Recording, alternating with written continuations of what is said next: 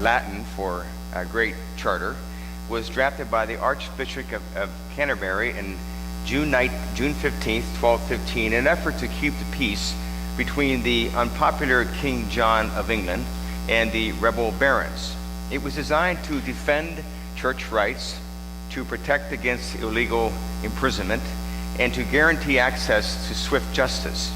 It was monumental in the sense that these basic liberties were defined now as rights possessed by the people and not handed down by a king. However, both sides didn't carry through with their ends of the bargain, and the Magna Carta fell apart several times before it was finally institutionalized in the late 13th century. In a sense, the Sermon on the Mount is the Magna Carta of the Christian faith, delivered by Jesus sometime around 30 AD.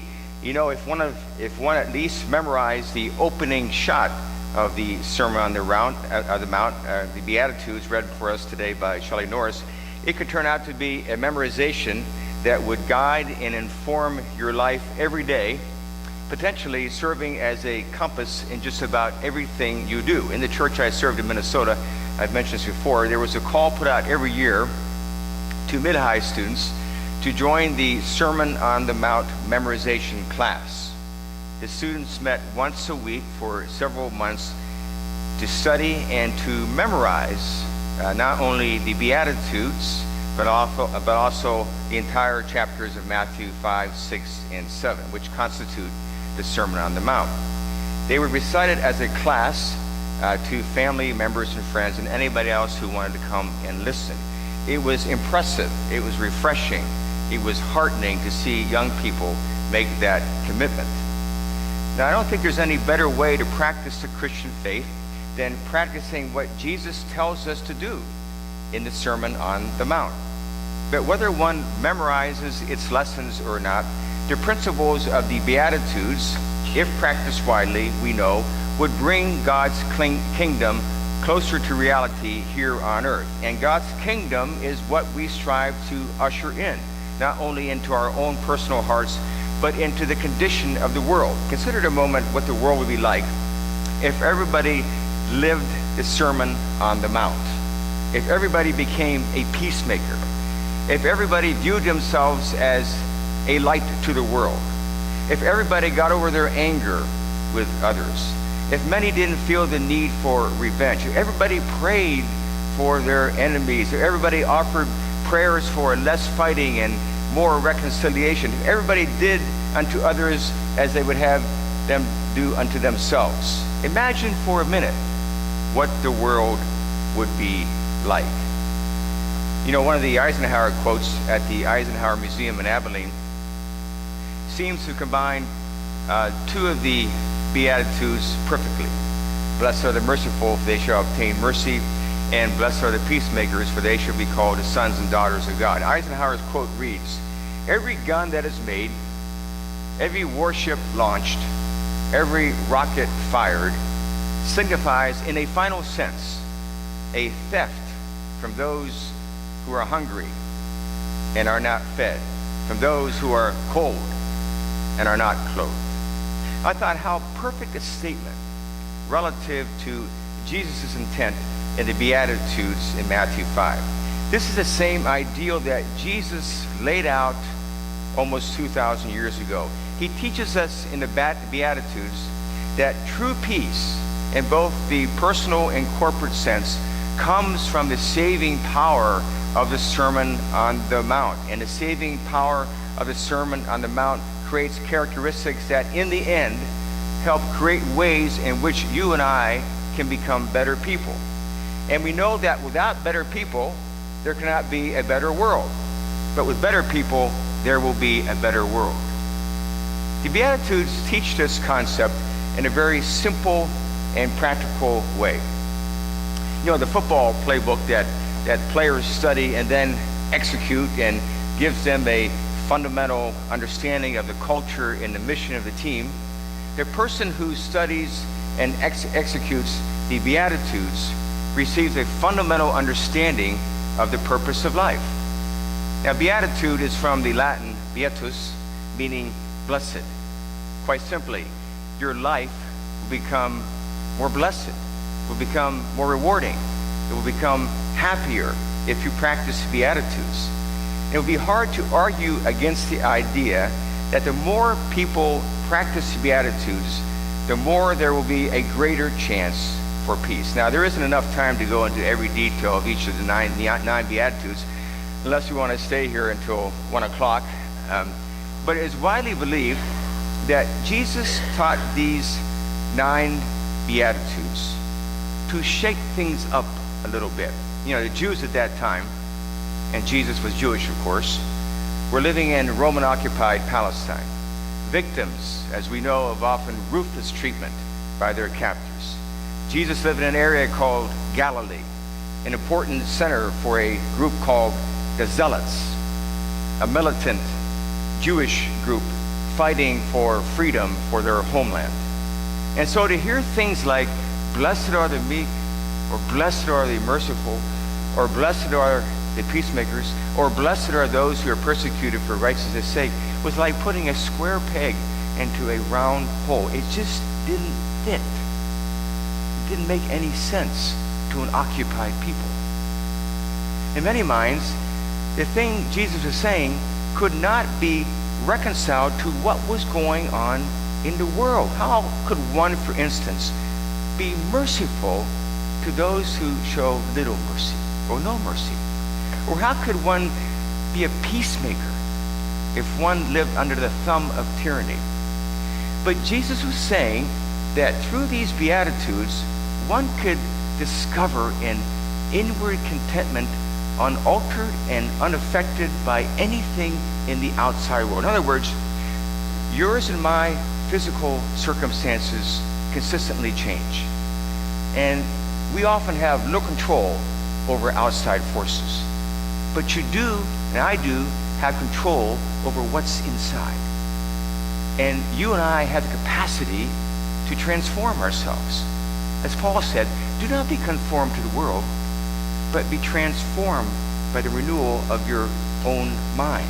So for instance, if you look at yourself as being poor in spirit, the first beatitude, that is humble in the presence of others, or most importantly, humble in the presence of God, realizing there is so much more that I can learn.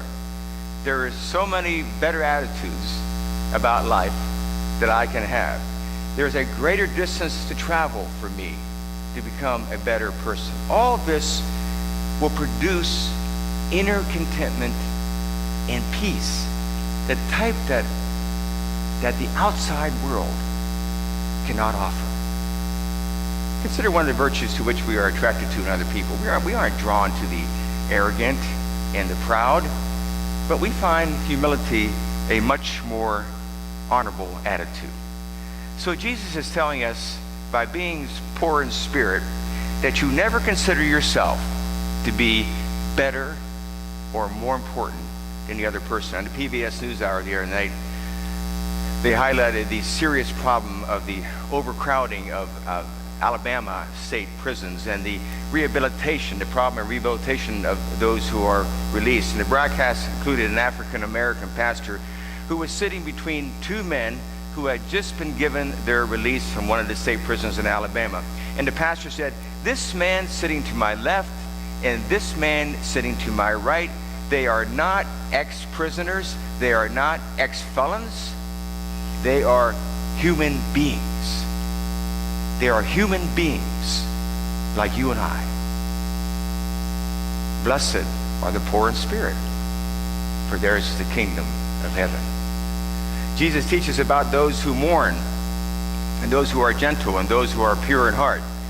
Mourning in this case is not about mourning for ourselves, but it's about mourning for others.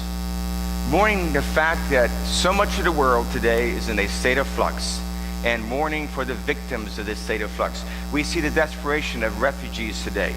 We see the victims of terrorism in California and Paris and Brussels and other parts of the world. We see the hungry and the homeless. Jesus is telling us to not be indifferent to the people we don't even know, but to mourn for them. Be sad for them. And hopefully this same mourning will motivate you and me to do something to help. If we didn't mourn as a congregation, we probably wouldn't have a mission budget. If we didn't mourn for our children who don't have adequate clothing for the cold winter days, you probably wouldn't see stacks of mittens and boots and clothes in a narthex at Christmas. If we didn't mourn for the hungry and lonely, we probably wouldn't have those community meals every Tuesday night and every Wednesday morning. If we didn't mourn for the children poorly equipped to go to school in the fall, we wouldn't see mounds of backpacks right here in the sanctuary in August.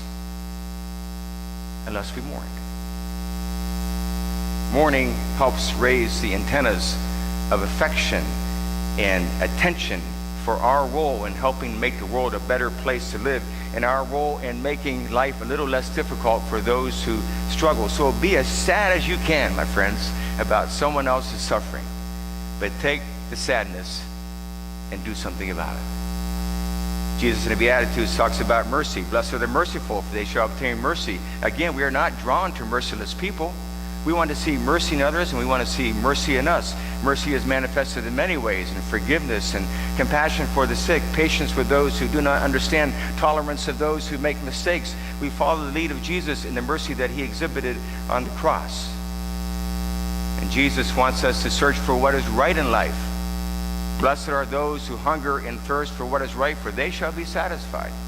He doesn't want us to go the way that's always the most expedient for us, or the way that is only beneficial to us, or the way that continually compromises instead of taking a stand for what is right. In many cases, this beatitude segues into the 9th one. Blessed are those who are persecuted for righteousness' sake, for theirs is the kingdom of heaven. When we hunger and thirst for what is right, we might feel a little persecuted. We might feel a little alienation. We might feel a little lonely, but nowhere near the contentment and peace that will come from standing up for what we know to be right.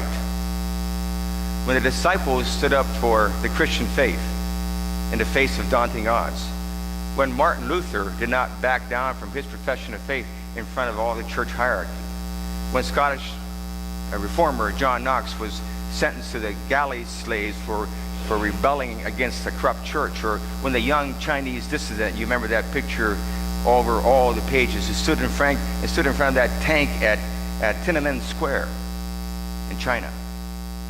And Rosa Parks refused to give up her seat on a bus in Montgomery, Alabama. Bonhoeffer was hung from the gallows in a German concentration camp after refusing not to defend the Jews. When anybody stands for what they know to be true and just and right, the chances are high, very high, that he or she will be persecuted. But they will experience the joy of what it's like to be a part of the kingdom of God.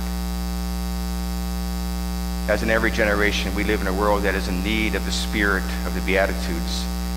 And it all begins with yours and my willingness to learn them, to internalize them, to know them, and to practice them.